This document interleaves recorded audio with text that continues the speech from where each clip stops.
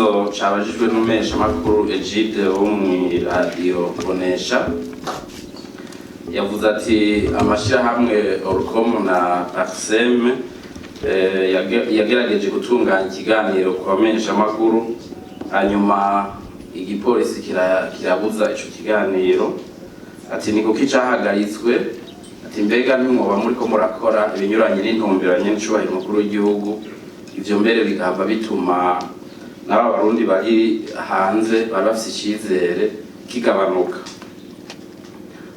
Ajo no mwishura nuko ibintu vyose bikorwa vyisuze amategeko. Nibaza ko yabajije ikibazo nka mwarimu arazi neza yuko amashirahamwe kugira ngo akoranye abantu amanama canke ibindi arazi neza yuko ayo mashirahamwe ategerezwa kubanza kubimenyesha abajejwe intwaro. Ivyo asanzwe abizi ntabasaba uruhusha mugabo arabimenyesha abajejwe intwaro kugira ngo barabe neza ivyo bagira bakore yuko atantumbero mbi biba bifise mbere basanze bifise bagashobora kubihagarika. Abo rero aya mashirahamwe ibintu ntavyo yakoze kandi igipolisi cyari gifise n'amakuru yuko bari bafise intumbero mbi yo kugomba kugumura abantu kandi murazi ko atari irya mbere aya mashirahamwe abikora. Rero amakenga y'igipolisi yatumye acahagarika ikiya gikorwa cari kinyuranye n'amategeko.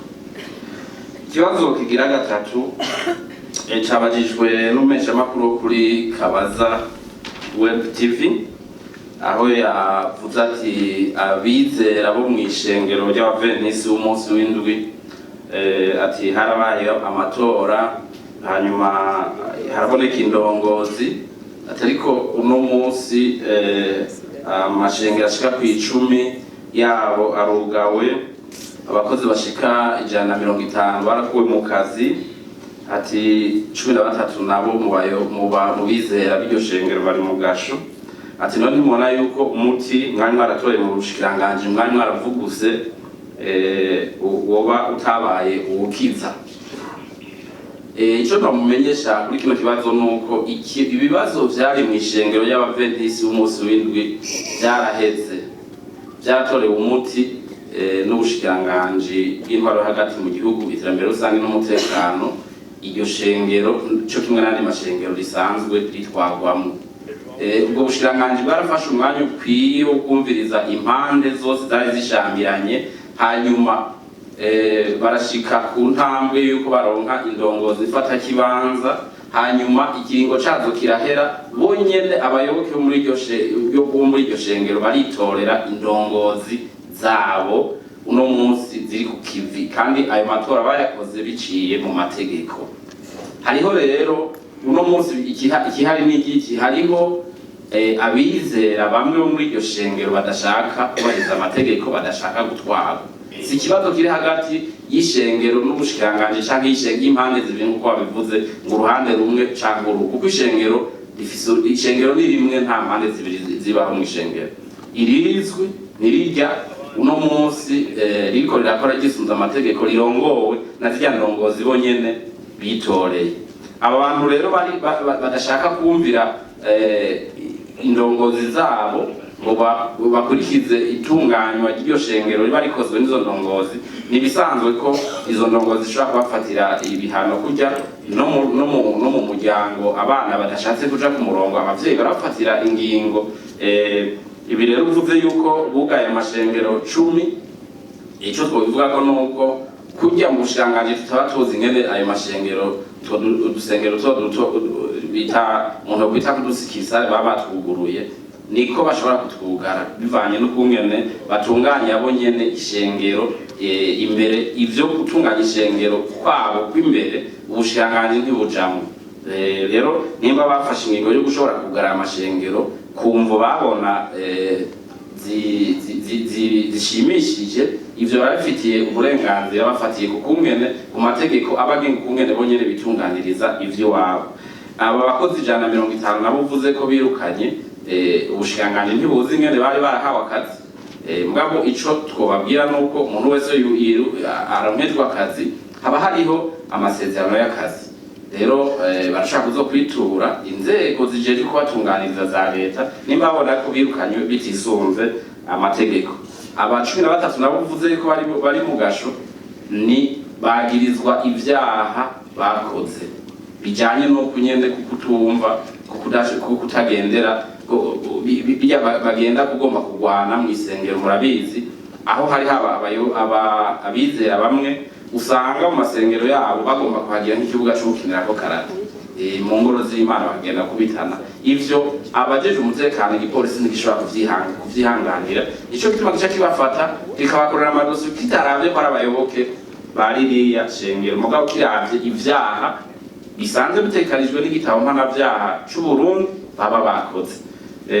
Tukiraho nyene umuti rero ubushanganje bwavuguse warakoze kandi warakoze neza gusa hari intumva z'abayoboke batashimye ivyabaye kandi ico twokwibutsa kuri no shengero nuko ivyo bapfa atari ibijanye no kwizera atari ibijanye n'Imana bapfa inyungu z'amafaranga tubidudurireko twarabibonye igihe cyose twabakiriye nta na rimwe bigeze bazatubwira bati twe dufise ingorane ku bijanye na doctrine y'idini dufise ingorane ku bijanye n'ivyo kumwe duhimbaza Imana baje bavuga ngo mbega amafaranga ngo akoteshwa ngo hanahana ngo n'amadolari ngano ngo kugeza ubu ngo ari kuri ngo bari bayatwara urumva ivyo nta bisabisana n'ivy'Imana ivyo rero mugihe rero abantu bapfa inyungu hari amasentare baraheza bakagenda bakitwara mu masentare mugabo ari ibintu bijanye no gutunganya idini baraheza bakaza mu bushikanganje ivyo navyo mu bushikanganje twarabihejeje.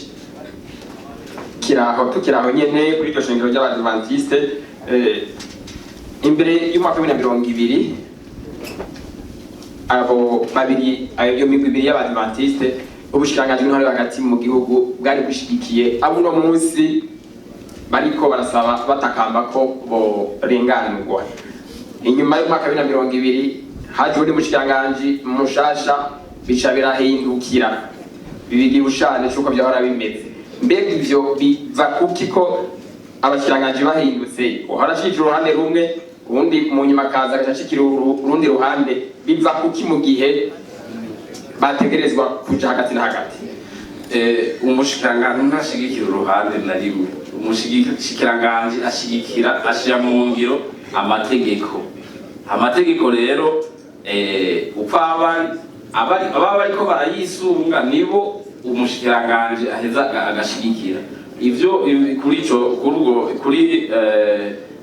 uruhande ico gihe wari mu mategeko mu nyuma ruja ku ruhande rwayo ahanini bivuye kandi kuri izo nyungu niko ndakubarira bapfa z'amafaranga atari zijanye n'ivyo kwemera atari zijanye n'ijambo ry'Imana. Murakoze cyane reka tubandanye nagira ngo ndabunganire nk'uko mwabinsavye ntanga ibiharuro ku bijanye n'iriya ngingo yafashwe ingingo yafashwe kugira ngo turabe ko tworokora gukingira ubuzima bw'abene gihugu muri kiya gice c'igisagara ca Bujumbura. Ku vyigwa vyakozwe n'ubushikiranganje vyerekanye yuko uno munsi hajya mu gisagara ca Bujumbura hariyo amakinga baje batwara ku makinga barenga ibihumbi 10 hakabayo abatwara amapikipiki barenga ibihumbi 8 n'abatwara amatukutuku barenga ibihumbi 5 aho bose rero bakaba murazi ko baje na vuba bakaba baciye biyegeraniriza hamwe mu mabarabara y'igisagara ca Bujumbura muzi neza ko atigeze yaguka kandi mukamuzi ko bahurirayo n'izindi modoka nyinshi hamwe mbere n'abantu biyunguruza ku maguru. Ivyo bintu vyose rero bihurira muri ayo mabarabara vyatumye mu mwaka uheze gusa hapfa abantu barenga 300 bivuye ku masanganya yaterwa n'ivyo vyuma. Murumva rero yuko leta itari gusabirako itari kwemera yuko ku munsi hapfa umuntu agakomereka abarenga 10 muri abo haba harimwo nka 5 usanga bakomeze kuburyo atatuco bazofasubira kwimarira ivyo bikama biba ku munsi hanyuma leta ngo iheze ibireke gutyo. Ico catumye rero hacafatwa iyo ngingo kandi iyo ngingo yafashwe isunzwe amategeko kandi yaragiye mu ngiro twamenyesha yuko mu kuraba mu kusuzuma ingene ikaja mu ngiro vyakozwe hirya y'ejo na nyakubahwa mushikiranganje n'abarongoye intwaro mu gisagara basanze kuva ifashwe iyo ngingo atasanganya na rimwe ryari bwabe, bisigura rero yuko iyo ngingo yari yafatiwe cagiye mu ngiro koko. Ingorane ivyo mwadondaguye nk'ingaruka mbi zayo, ariko wende kuvuga ko izo ngaruka mbi harabagize amakenga kwa zirya mbibe zashizweho ko hariho n'ahantu n'izo ngendeshwa zitahora ari nyinshi ngo ziboneke muri ayo masanganya. Mbega none kubera iki mutiyumviriye ahantu hakunda kubera amasanganya cane? Barahiyumviriye kuko n'igikorwa c'abahinga cakozwe n'abahinga, cakozwe n'abajejwe umutekano mw'ibarabara bamana n'abajya abantu batwara vyangendeshwa imisi yose, barazi rero neza ahabera amasanganya menshi naho atabera. Igikorwa cakozwe ku buhinga. Ibikorwa vy'ubuhinga iyo bikozwe hariho abantu benshi ntibabitegera kuko birafise ubumwe n'ibikorwa bigaheza bikagira n'ico bitanze.